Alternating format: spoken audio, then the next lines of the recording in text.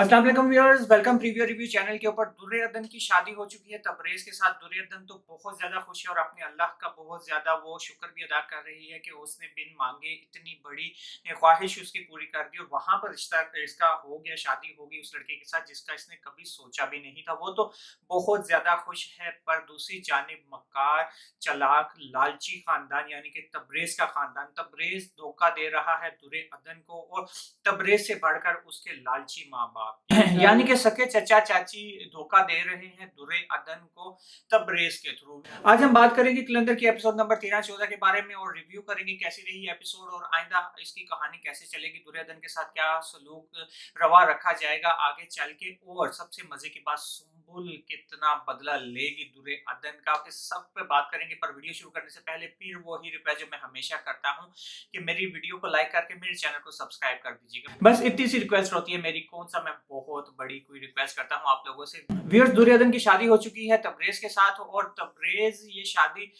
नहीं करना चाहता था। एंड टाइम पर वो मना कर देता है शादी से, पर उसके वालिदैन की तरफ से फोर्स किया जाता है और कहा जाता है कि हमारी नाक कट जाएगी, बरादरी में हम कहीं मुंह दिखाने के काबिल नहीं रहेंगे, तुम्हारी छोटी बहन जवान इस घर में बैठी हुई है, अगर हम एंड टाइम पर मना करेंगे तो बरादरी में हमारी नाक कट जाएगी और ये सब भुगतना पड़ेगा तुम्हारी छोटी बहन को, लिहाजा तुम्हें ये शादी करनी पड़ेगी। और तुमने अगर सुम्बुल से शादी करनी है तो हमें कोई इतराज नहीं, तुम मुझसे भी शादी कर लेना। हेरवीर जी शादी तो हो जाती है, बेचारी बेचारी दुर्योधन तो बहुत ज्यादा खुश है इस शादी को लेकर। वो शादी होकर जब घर आती है तो उसका बहुत ही नामुनासिब रवैया इख्तियार किया जाता है उसकी सास और तबरेज़ के घर वालों की तरफ से उसका वेलकम भी कोई नहीं किया जाता। यहाँ पर ये काम भी उसकी जेठानी यानी कि उर्फी की होने वाली बेगम शफक को करना पड़ता है, जो उसका वेलकम करती है, उसके ऊपर फूल फेंकती है। पर यहाँ पर बेहिस्सी देखें तबरेज़ और उसके घर वालों की कि तबरेज़ पहली बात है कि उसके पास जाता नहीं है, वो बेचारी इंतजार करती रहती है और बाहर वो जाकर सुम्बुल से बातें करता रहता है, जिसके हाथ में अब तबरेज़ आ चुका है और वो तबरेज़ को बहुत अच्छे से यूज कर रही है। एक खिलौने की तरह से अमीरज़ादी है, वो तबरेज़ को सिर्फ खिलौना बनाकर ही रखेगी।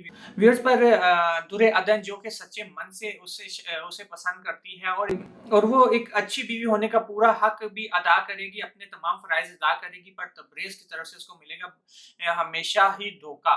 उस टाइम तक धोखा मिलता रहेगा तबरेज़ और उसके घर वालों की तरफ से, जब तक सुम्बुल तबरेज़ और उसके घर वालों को उनकी औकात और उनकी लालच नहीं बता देती। और तबरेज़ के साथ अभी से सुम्बुल बहुत बुरा करना शुरू हो गई है। व्यूअर्स, तबरेज़ जब शादी के अगले दिन ही जब नई नवेली दुल्हन उसका इंतज़ार कर रही होती है बगैर उससे कोई बातें किए, वो अगले दिन ही सुम्बुल के कहने पर लाहौर पहुँच जाता है उससे मिलने और उसके पास और अपनी नई नवेली दुल्हन को छोड़ जाता है। और यहाँ पर तबरेज़ के घर वाले भी उसको नहीं रोकते बल्कि कहते हैं ठीक है तुम जाओ, इसको हम देख लेंगे, यानी कि दुर्योधन को हम देख लेंगे। वो बेचारी अब तमाम घर के काम-काज कर रही है और पूरे घर में बस नौकरों की तरह उसके साथ ट्रीट किया जा रहा है। उसकी चच्ची उसको ताने देती है और कहती है देखो हमें सब मालूम है कि तुम अपने घर में कैसे रहती थी और तुम्हारी ताई किस तरह का सलूक तुम्हारे साथ करती थी, इवन कि तुम्हें बच्चा हुआ खाना खाने को देते थे, यहाँ पर तो फिर तुम बहुत ज़्यादा आरामदेह और अय्याशी की ज़िंदगी गुज़ारोगी।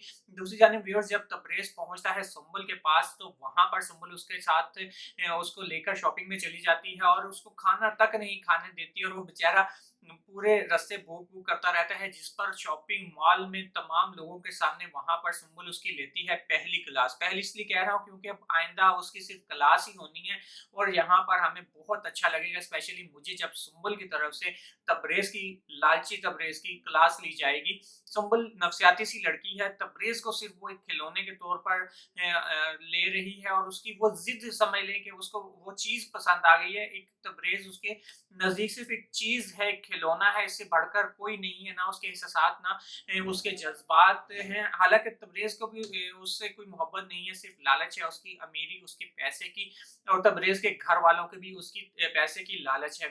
व्यूअर्स, नेक्स्ट एपिसोड में आगे चलकर जब सुम्बुल खुलकर सामने आएगी तबरेज़ की और तबरेज़ को पूरी तरह से गिरफ्त में ले लेगी, अब आगे चल के तबरेज़ से जब वो शादी करेगी और तबरेज़ के घर वाले जिस लालच में उससे शादी करवाएँगे, यानी कि तबरेज़ की वालिदा और उसके वालिद और उसकी छोटी बहन, ये तीनों लालची अफराद जो इस सुहाने ख्वाब और सब्ज बाग देखे हुए हैं उन्होंने कि हम जाएंगे तबरेज़ की उधर शादी हो जाएगी तो हम तबरेज़ के साथ रहने लग जाएंगे। तो ऐसा कुछ भी नहीं होगा। अगर वो जाएंगे भी तो सुंबुल उनके साथ सिर्फ नौकरों वाला सलूक रखेगी और तबरेज़ को भी सिर्फ नौकरों की तरह ही ट्रीट करेगी। एक ऐसा खिलौना कि जब वो उसको बोलेगी कि बैठ जाओ तो वो बैठ जाएगा, जब वो उसे बोलेगी कि खड़े हो जाओ तो वो खड़ा हो जाएगा। इससे ज़्यादा कोई अहमियत नहीं होगी सुंबुल के नज़र में तबरेज़ की और उसके घर वालों की। दूसरी जानिब जो दुर्र अदन है उस बेचारी की मुश्किलात में आइंदा की एपिसोड में भी इजाफा ही होगा कि अब उसकी चच्ची उसके साथ जुल्म करेगी, उससे घर के सारे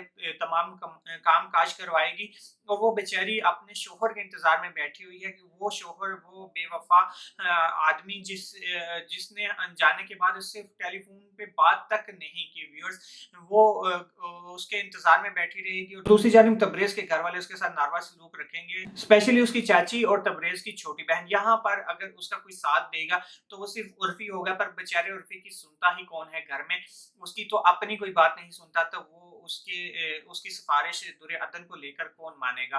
व्यूअर्स, दुर्र अदन के साथ आने वाली एपिसोड में बुरा होगा और दूसरी जानिब तबरेज़ के साथ भी कुछ अच्छा नहीं होगा। लेवल बराबर करती रहेगी सुंबुल यहाँ पर। व्यूअर्स, देखते हैं अब आगे और स्टोरी क्या रुख लेती है और किस तरफ जाती है ये स्टोरी। पर मुझे जो इंतजार है, मुझे इस चीज का इंतजार है व्यूअर्स कि जल्दी से तबरेज़ की सुंबुल के साथ शादी हो और तबरेज़ के घर वालों का आमना सामना हो एक दफा सुंबुल के साथ और इनकी सारी लालच सुंबुल बड़े अच्छे तरीके से निकाले। मुझे इसका बहुत इंतजार है। अब देखते हैं कि कब शादी होती है इनकी। तब तक के लिए मुझे दीजिए इजाजत। अगर वीडियो अच्छी लगी हो तो लाइक करके सब्सक्राइब कर दीजिएगा और कमेंट करके मेरा हौसला बढ़ाइएगा। Thanks for watching. मिलते हैं नेक्स्ट वीडियो में, तब तक के लिए मुझे दीजिए इजाजत। अल्लाह हाफिज।